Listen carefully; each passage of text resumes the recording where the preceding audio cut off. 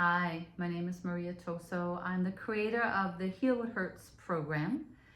And it's a program that will take you from being reactive inwardly, emotionally, to knowing what to do with that. And it's understanding that when you react to something, whether it's justified or not, it's happening in the energy field of the body. So there's a difference between noticing something that may or may not be justified or fair, and simply seeing that and having an opinion about it, and then having a deep contraction somewhere in the body where there is an urge to do very often one of three outs. The number one out is that people lash out. They want somebody to change. They want to blame somebody. They want to hand out a manual for how something should be done differently out there in the world so that I don't have to feel what I'm feeling inside myself. The second out, not necessarily in that order because different people have their preferences for their out when they're emotionally triggered.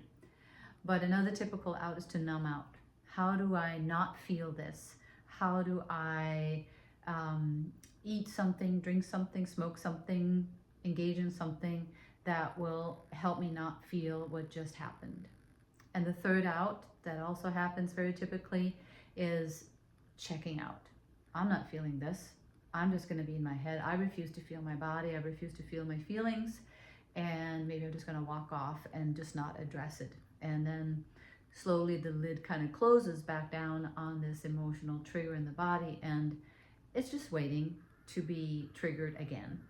So when you reach a certain age, you tend to realize, wow, this has been happening my whole life and it keeps repeating. There are certain patterns that continue to happen, and there seems to come a time in most people's lives where they recognize the futility of either trying to change people out there in the world, or the numbing agent, whatever that is starting to take its toll on the body.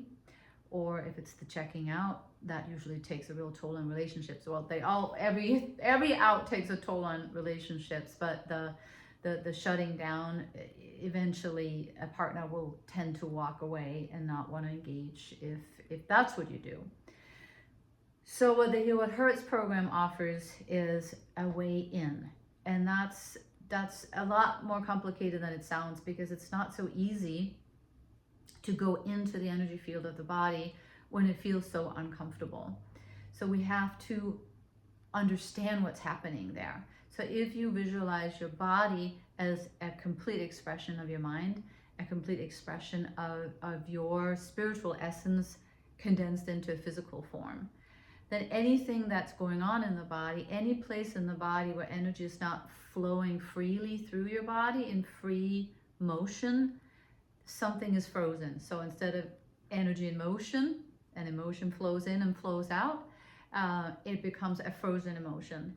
And it's usually when something happens to us that is too overwhelming to process, often when we're quite young, and then it gets kind of stuck, lodged somewhere in the energy field of the body. And lo and behold, that very thing that was so uncomfortable, the programming of that is now embedded in the energy field of the body, and will draw to it something that is similar to what happened in the original, when the original offense happened. So I work with hundreds of clients, and certainly worked a lot with myself, and there has just been this repeated sense of the original injury being played out in different ways, and that's whether you're 20, 30, or 70, or 80. And it doesn't matter how educated you are or how much inner work you've done, these triggers will show up. And at some point, if we're smart, we start to realize, wow, rather than this being something I have to overcome and then I can live my real life, what if I'm here on earth to address exactly what is happening in my body? Because those are the places where the light hasn't quite found its way in, because there's a contraction. So what do you bring to those places that feel contracted like that? You bring love. You bring the very holding, the very presence that was very likely denied you at an earlier time. I'm putting the finishing touches on my book about this, and I have a number of case stories in the book that illustrates how what happened when you were a kid is replayed when you're an adult, until you rush in and you hold that place within yourself in a way that didn't happen when you were young. When I work with people in my private practice or in groups or retreats, the original injury that plays out later in life as a repeated pattern is always, I think I can really say this, is always a version of I didn't feel loved, I didn't feel safe, I didn't feel like I belonged. Some mix of that. And that's the most awful feeling that a human being can have. No matter how mature you are, or how old you are, or how much inner work you've done with yourself, feeling not loved, like I don't belong and I'm not safe, will rattle any human being. But when you are able to give the very presence that was denied you at a younger age to yourself by being so present in the body and simply being with that place, sometimes that place within has a story to tell, needs to show you what happened at that time.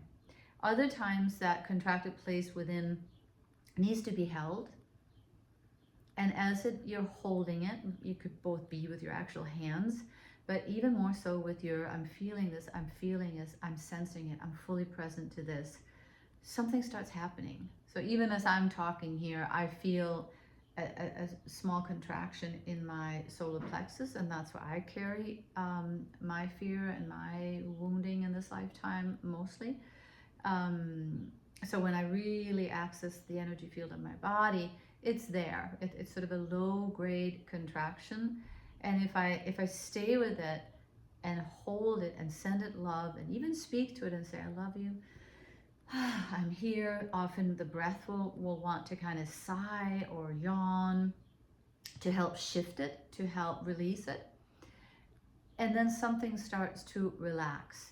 So it's very similar to if you've ever had a little kid that, you know, went to like preschool or kindergarten or something pretty young, and, you know, muscle through the day, but maybe some things happened during the day that hurt, but there was no one to hold this child and make this child feel safe. And then when the child finally is picked up by the parent, it kind of collapses into the arms of the parent, and all the tension of what has happened in that day needs to be held. And often the child just needs to be held. Sometimes there's a story that needs to be shared, but sometimes it's just, I'm here, I've got you, I love you. If a child has received plenty of that as a kid, that child is much less likely to not know how to do that for themselves later. But if that has been absent, and there's been too many times when that child got contracted by something that happened that was overwhelming and was not easily processed, so it sort of got lodged in the body, it's less likely, that child is less likely to know how to come in and really hold him or her or themselves. And that is what we're learning in the Heal What Hurts course, essentially. And we do that first and foremost by arriving fully in the body. And we do that through breathing practices and really noticing the whole body. So there's a lot of body scanning. There's a lot of learning to become present in the body, and sensing and feeling the body. We also learn to look at the stories we create, because these old experiences that are embedded in the body, there's a story in there. And we created a story long ago about what it meant, what happened at that time. And then we superimpose that story on the things that are happening in the present day. And it can be really hard to sort of separate out from, hey, what is a story or an interpretation or sort of a script? I am seeing this situation through this lens of this prior thing that happened. So in the course, we learn to separate that out, like what is actually happening just on the felt sense level in the body, and what's really going on out there, and to what degree do I actually know what's going on out there. Because very often we have an interpretation and we make that reality, and we struggle to separate that out. But once we realize that some part of what's happening right now is simply a story, and some part of it is a felt sensation in the body, and all I can do something about is to be with the felt sensation in the body. I can't, unless I have the capacity to actually have a rational conversation while triggered with someone else. I might not be able to sort out what's facts and what's fiction, but I can tend to what's happening in my body. And as I become really present with what's happening in my body, and the body starts to relax, it's a lot easier from that more relaxed state of being to check out, hey, the story I'm telling myself in this moment is this. And then depending on the level of consciousness of the person that you're having this dynamic with, you might be able to get much more clear on what's really going on and be willing to sort of loosen the grip on the story that has been produced by this original hurt in the body. So it becomes this really lifelong practice of observing and witnessing these unconscious parts of ourselves that are triggered so they can rise to the surface, so that we can heal them by holding them in deep love. And in the process of holding ourselves over and over and over again in deep, deep love and presence, we become more self-loving. And when we love ourselves more, it's much more natural to radiate that love towards someone else as well. So we don't love someone else because we want them to come in and make us feel a certain way. We love them because we just want to be present and loving toward them, just like we are to ourselves, and vice versa. If we're lucky enough to find another human being who's willing to work within a relationship or a dynamic or friendship at that level. So it becomes a lifestyle that makes life this living, unfolding mystery of uncovering more and more of what needs to be loved, what needs to be held, what needs to be loved, what needs to be healed. It's alchemy, right? So it's whatever's lead in the body can be transformed into gold, to pure light, to pure holding, to pure love. So that's the essence of the Healed Hurts program, and I would love to bring you into it and talk to you about it, have a conversation with you about, are you ready to make that shift, maybe from pulling back from the possibly addictions, numbing agents of different kinds, and are you willing to take a break from pointing fingers and blaming somebody else? They may or may not do what's right out there, so we're not even maybe addressing that just yet. We're addressing what's happening here so that we can start to stay calm, stable, and peaceful, regardless of what that other person is up to.